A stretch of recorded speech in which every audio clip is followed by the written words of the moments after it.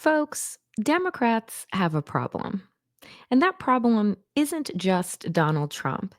It's the fact that every time they find a focus group that tells them about a certain group of people that they need to start chasing, then that's where they decide to throw all of their money and attention. The reality is that Donald Trump has tapped into something that we can't ignore anymore. 2016, we thought was an anomaly. 2020, we let out a sigh of relief. 2024, we're holding on for dear life while Donald Trump continues to gain ground, while Democrats continue to lose every bit of support. How is this happening and why? I'm going to get into this and more today on The Danielle Moodie Show. Let's get into it.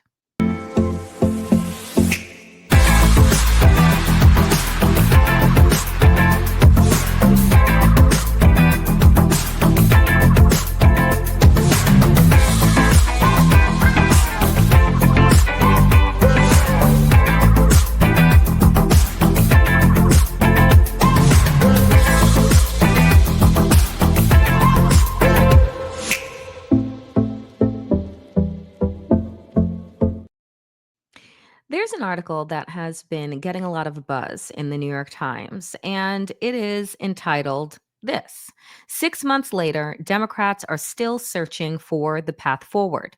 The party's standing is startlingly low after a defeat that felt like a cultural rejection. What comes next? Look, here's what we know.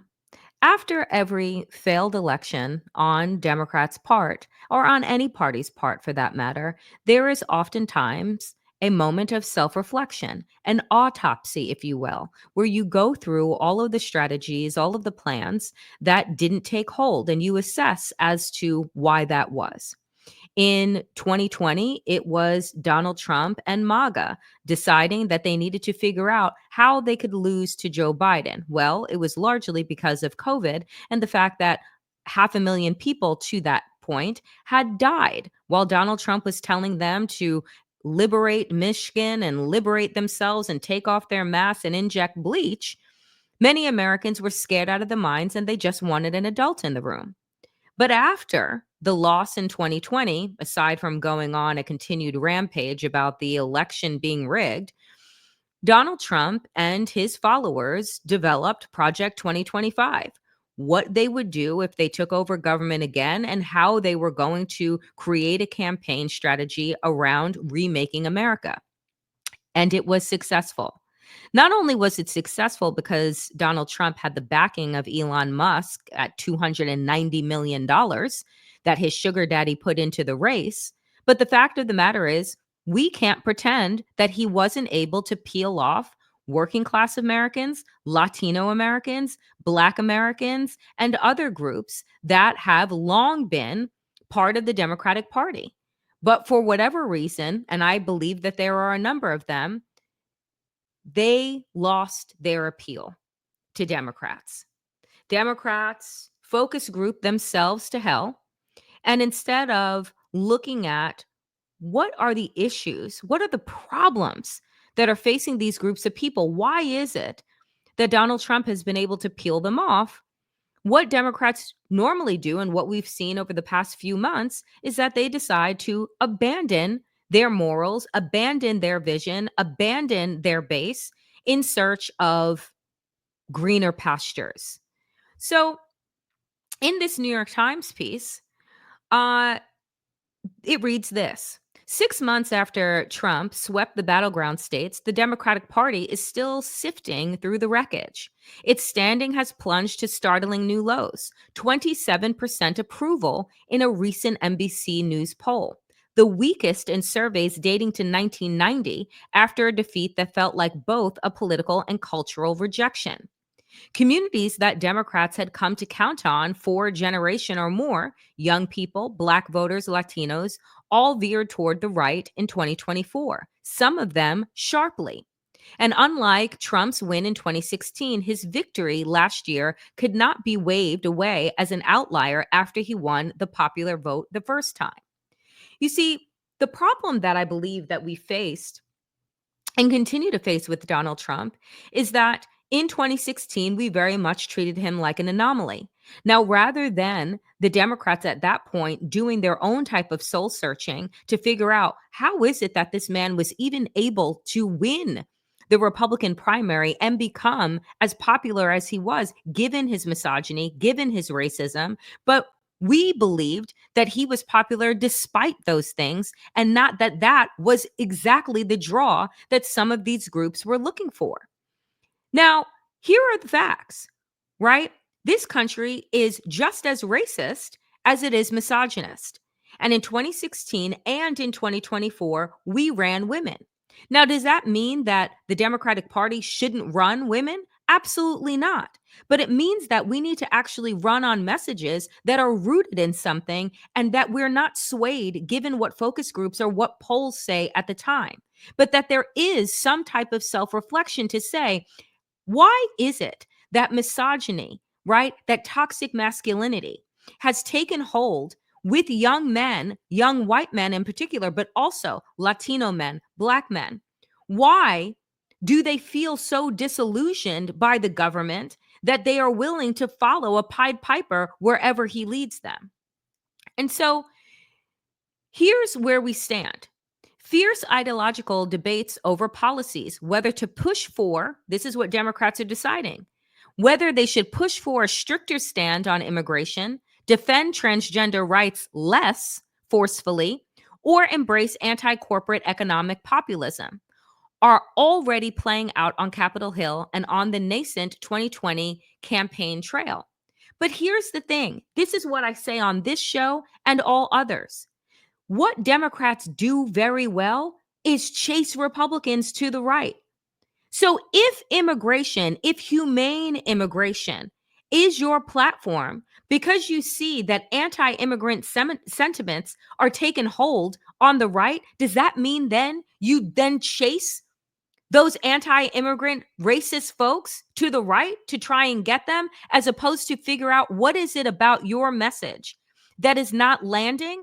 It isn't about trying to cosplay Republican politics and make them somehow Democratic light, right?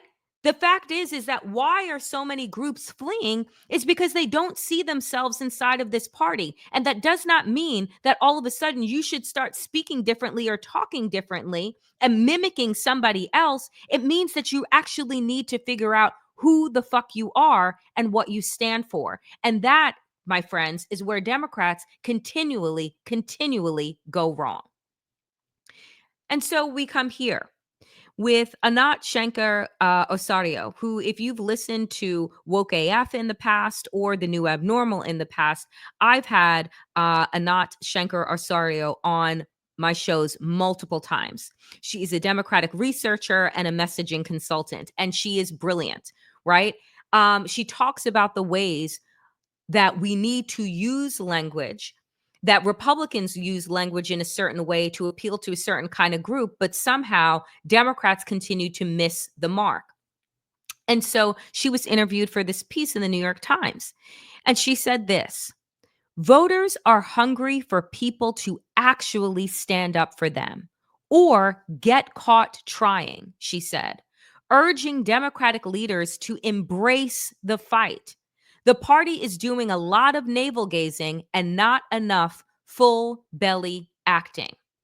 And that's the thing, is that what Democrats are do best is throw themselves underneath the bus, or they decide to be political ostriches, burying their heads in the sand and saying, oh, well, as what we heard from Hakeem Jeffries, we have no leverage, we have no power. We also heard from Chuck Schumer that said, oh, we'll just sit back and let Donald Trump hang himself. That's not how you fight. You don't define yourself by opposing the other party. That's not how you define yourself and define your message. You define yourself by stating unequivocally what your values are and what you're going to be fighting for, not just what you're fighting against. And what the Democratic Party has been doing over the last 10 years is defining itself as being anti-Trump. But if Trump is gaining ground, that doesn't mean that you chase the same ground. It means what part of your message isn't landing anymore. And the fact is that Democrats are too willing to throw whatever group under the bus that they think is an obstacle to their way to progress. And so, does that invoke confidence in this party that at one time or another, your group or groups that you are a part of are not going to be thrown under the bus for the quote unquote greater good? Because that's what they have done. They've done it to immigrants, they've done it to Black people, they've done it to women. Right. And right now they are doing it with the trans community. Oh, should we stand up for trans folks or should we not? Well, Donald Trump spent $270 million attacking 1% of the population by scaring the shit out of people. And instead of bringing trans people into the conversation, Democrats thought, well, maybe we just don't mention them at all.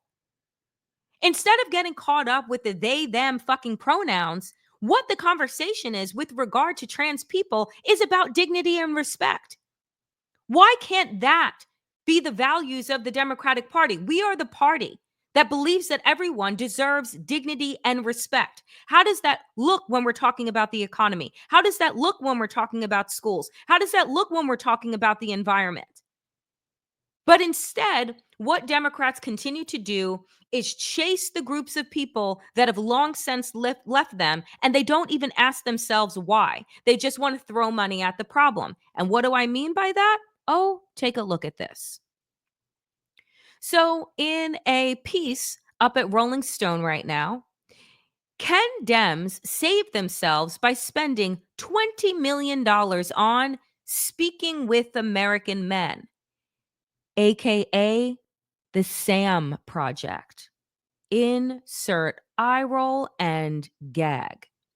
Rolling Stone spoke with the Democratic operatives behind the SAM Project, which is designed to help Democrats study and woo young men. Oh, hold on to your hats, folks. In the aftermath of Trump's morbidly authoritarian return to the White House, several members of the Democratic Party elite have been pitching plans and multi-million dollar ideas for how to win back young male voters, many of whom spurned Democrats last fall. One of these proposals, Speaking with American Men, a strategic plan, went viral after receiving a brief shout out in the New York Times on Sunday. Described as a $20 million effort to, quote, study the syntax, language, and content that gains attention and virality in male dominated spaces online and such as video games. Are, are we talking about an alien group of people whose language we need to learn and understand? Or are we talking about half of the population? I'm confused. The SAM fundraising pitch was roasted by everyone from left wing podcasters to Kamala Harris 2024 operatives to Joe Biden's former transportation secretary, Pete Buttigieg, who discussed the proposal with the Bulwark. Quote, Speaking with American Men is being led by Elise Hogue, the former president of the abortion rights group NARAL Pro Choice America, and John Delavolpe, director of polling at Harvard Kennedy School's Institute of Politics and an advisor to Biden's 2020 campaign. The project's fundraising pitch lists former Representative Colin Aldred, which many of you know because he ran against Ted Cruz and lost, unfortunately, a one-time NFL player, as part of the SAM project team. It goes on. The point of the project, these two explain, following the bashing that it received online by including myself, who thinks that it's fucking ridiculous and a waste of money, they explain is to, quote, listen to a cohort of young people who don't feel like the Democratic Party hears them or cares about them, says De La Volpe. He says Democrats' failure in 2024 was about, quote, over-relying on analytics and not listening to people, and that the Harris campaign did, quote, something that no other Democratic campaign this century has done, which is not optimize young people. Folks, I wholeheartedly disagree with that. Like, do you remember the 107-day campaign of Kamala Harris? Do you remember all of those organic groups that jumped on Zoom calls, right? That were breaking records and breaking Zoom? Do you remember how many organizers and how many rallies had hundreds of thousands of people at them? So, no, I don't think that Kamala Harris missed the mark and didn't tap into young people. I think that one of the things that she got wrong, that the campaign frankly got wrong, was muzzling Tim Walz and making him more like a Democratic operative than like the coach and the dad that everyone had come to love and know because he just spoke plainly. He was actually the representation and example of what it meant to be masculine without being toxic. And instead of amping up him and Doug Emhoff and others, right, they decided to trail around the country with whom other than a Cheney. Now, look, I get it. I get the reason why Liz Cheney, for a moment, seemed like a good idea. Oh, you were trying the Obama move of bringing over the disaffected Republicans. But the fact is that there weren't that many disaffected Republicans, right? There weren't Republicans that were looking for a new home. So the amount of times that she went out with Liz Cheney was overdone. It was overkill. You needed maybe one engagement with her and then keep it pushing. Let Liz Cheney continue to talk to her people, but you don't need to continue to pull her out onto the stage with you every 5 minutes. That is one of the things that they did wrong, on top of muzzling Tim Walz. It goes on. The SAM Project presentation indicates that many young men view Democrats as weak and, quote, want leadership that signals strength, clarity, and follow through, especially in a world that feels unstable and demanding. The document says there appears to be some level of, quote, generational tolerance for authoritarian tendencies relating to to institutions that aren't working for them. The fact is, here's the plain language of it. Young white men, largely, but also Latino men and black men, they're pissed, right? They're angry. And Donald Trump gave them an outlet for that rage. The fact is that while we were busy elevating girls and elevating women in ways that we absolutely should, we didn't actually teach young boys who would grow up to be men to deal with powerful women. We just kind of assumed that they would figure it out. And the fact is, they didn't. While women were getting more degrees and were growing more in terms of financial independence, men were becoming more isolated, more lonely, right? Living at home in their parents' basement and struggling to find jobs and fit in with a society that was absolutely changing. So while change is absolutely good, and we should have been elevating girls and women who had been overlooked for so long, we also needed to, at the same time, teach young men how to communicate and grow as full emotional beings, right? That weren't meant to just be the breadwinners, right? That were meant to also be, right, contributing partners. And that doesn't just mean financially, but that's not what we did. And so, as these young men were getting fed toxic masculinity through the video gaming culture, through the manosphere and the broligarchs and all of these things and the alpha male, Donald Trump and MAGA was giving them a place to put that rage.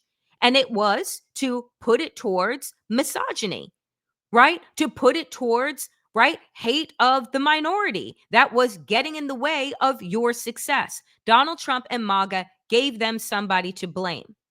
And while they were losing their footing in a very aggressively changing society, Democrats didn't give them an avenue or an on ramp. They just assumed that they would figure it out. And the reality is, they didn't figure it out. What they decided was they wanted to model themselves after the most toxic, misogynist, racist person that they could find. And that was da da da da, Donald Trump. So, this is what some of the pushback was to the SAM project. Quote, I think Elise and John are smart, talented operatives who have very good intentions. I think broadly, writ large, and this is hardly unique to Elise and John, it is beyond embarrassing that in the year 2025, the Democratic Party wants to spend tens of millions of dollars to figure out how to talk to half of the population. It really isn't that hard, says Amar Musa, formerly the Rapid Response Director for Harris's 2024 campaign. This isn't rocket science. We're treating young men and working class voters like they're foreign aliens who just visited Earth and who are speaking a different language. And to some degree, we are speaking a different language for a multitude of reasons, mostly because the Democratic Party is staffed with operatives who no longer reflect what the electorate looks like anymore. And that's a problem. If you ask me, that's the problem, is that there are too many people who have been living inside of the Beltway who are so disconnected from the reality that most young people and people of color and queer people are facing, right? That instead of learning about these groups by actually talking to them, and I don't just mean focus grouping the fuck out of them. I actually mean getting out and doing what we are seeing AOC and Bernie Sanders do, what we're seeing Frost do, right? Is get out there and actually talk to the people. What we've seen Tim Walz do. Figure out what is going on with young men. Figure out what is going on with those in America that decided that they would rather sit home than vote for Kamala Harris. Not only, folks, do we have to remember, she had 107 days. That was not a normal campaign cycle. And we expected her to do what Ginger Rogers did, which was dance backwards and in heels, right? With a limited time crunch. So I think here, what we are seeing and what makes me really nervous about the future. I mean, there are so many fucking things that make me nervous about the future, but it's the fact that the party that I have dedicated my career to doesn't know what the fuck it's doing. And for the last 10 years under Trumpism, hasn't figured it out. And they keep going back to the same fucking wells of James Carville, right? And other septuagenarians, octogenarians to lead this party. And it is leading us over a cliff.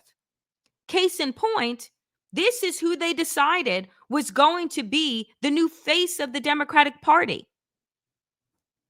Slotkin. Right? Slotkin is testing a war plan to beat Trump. She wants Dems to ditch wokeness and muscle up. The Michigan senator will give the first in a series of political speeches on Thursday.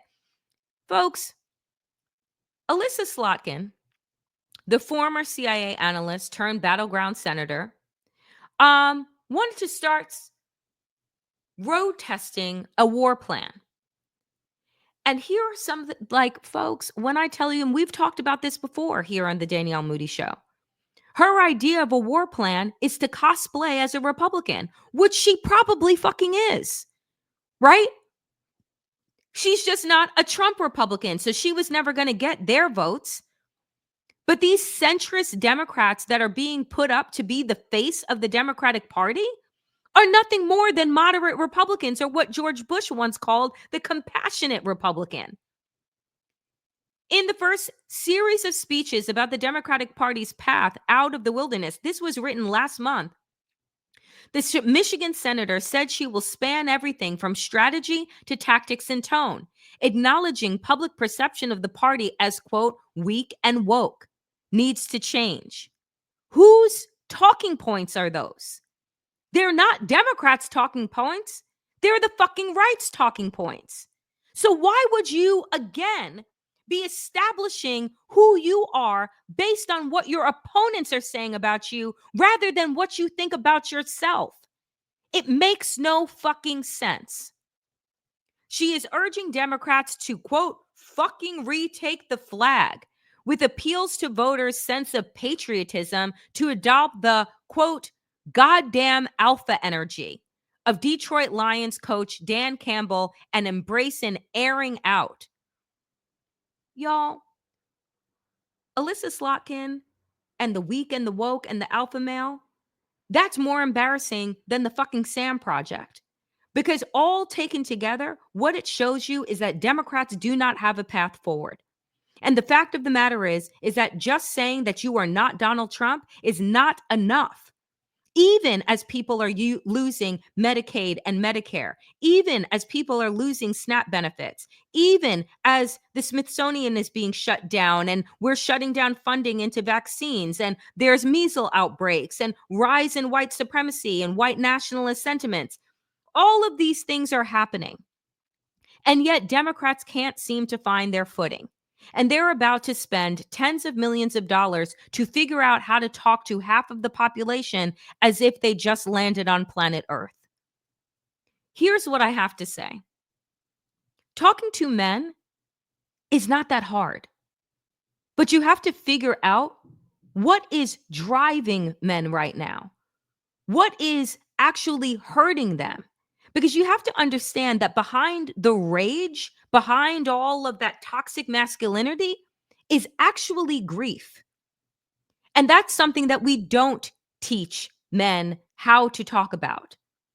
Is grief, sadness, anxiety, and worry.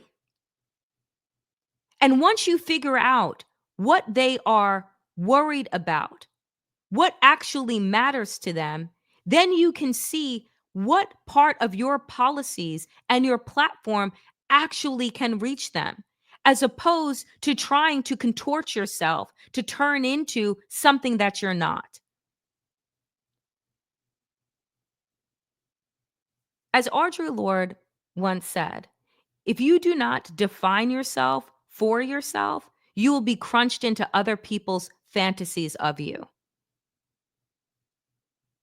And what Democrats have done is allowed the right to define who they are.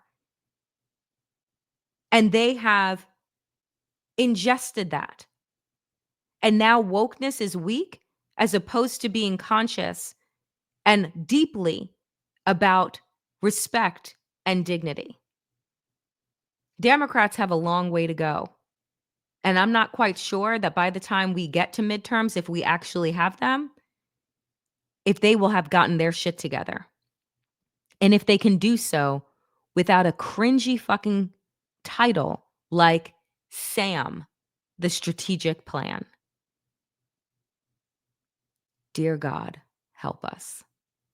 That is it for me today, dear friends, on the Danielle Moodie Show. As always, power to the people and to all the people power. Get woke, stay sane, and in these extraordinarily dangerous times, dear friends, do stay safe.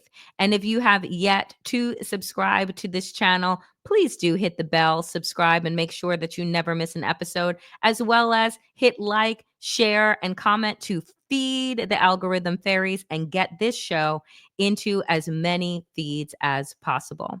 I will see you back here on the Danielle Moodie Show on Monday. Be well, dear friends.